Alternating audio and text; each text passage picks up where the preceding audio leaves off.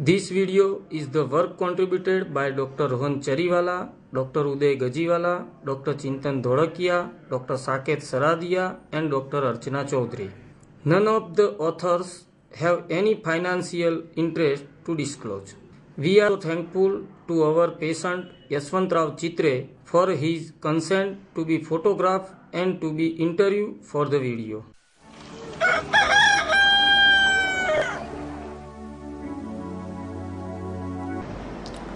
Life is full of surprises. On one busy afternoon, patient arrives with usual complaint of dimness in vision, redness, pain, irritation.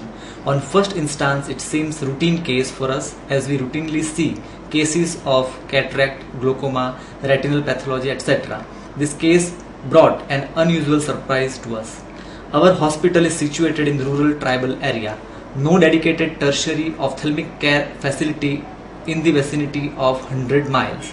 Poor patients come with eye-related complaints due to various eye conditions.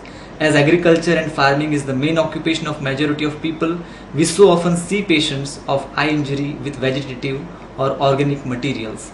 The human eye, a conscious sense organ for visualization of beautiful feature of the world, has its own peculiar way of deriving nutrition from non-vascular source. In this video, we are going to present unusual eye OPD case and how we managed it.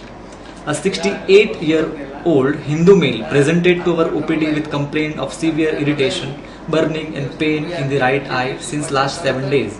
Complaints were not associated with diminution of vision. Right eye was operated for cataract 7 years back somewhere else. Patient had complaint of diminished vision in left eye since last 12 years. Patient was known case of hypertension and some cardiovascular disorder for which he had undergone angiography before 12 years at Surat city. Slit lamp examination showed severe conjunctival congestion in the right eye. Worm in inferonasal subconjunctival space resting like serpent coiled up in a figure of 8. On tickling, it showed subconjunctival movements. Anterior segment of the left eye was normal. On fundus examination, right eye retina was normal. Checked thoroughly for possibility of presence of worms in other retinal or subretinal areas. In left eye, scarring over macular area was involving mainly parafoveal part. Diagnosis of loiasis was reached on the basis of thorough clinical examination, eosinophilia in blood and microphilaremia in the blood film. After thorough eye examination, patient was taken in operation theatre under aseptic precaution and in topical anesthesia with proparacaine hydrochloride 0.5%.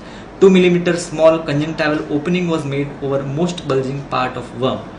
Then worm was pulled out by plain forceps. Thorough cleaning of subconjunctival space done by povidone iodine solution 5%. Conjunctiva closed with bipolar electric cautery.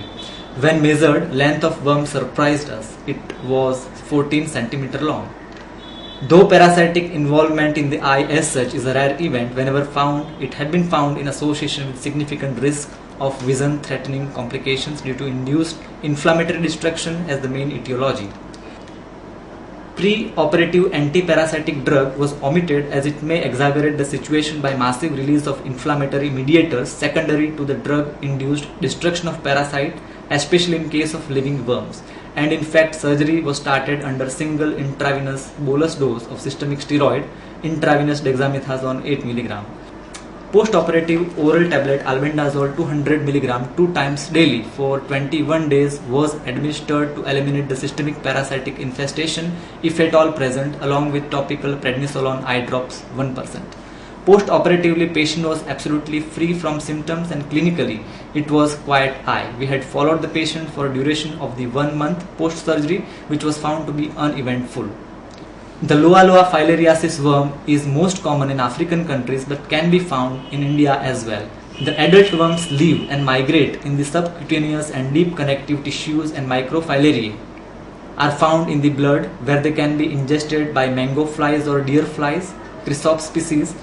Once ingested by a fly, the microfilariae become infective in approximately 10 to 12 days.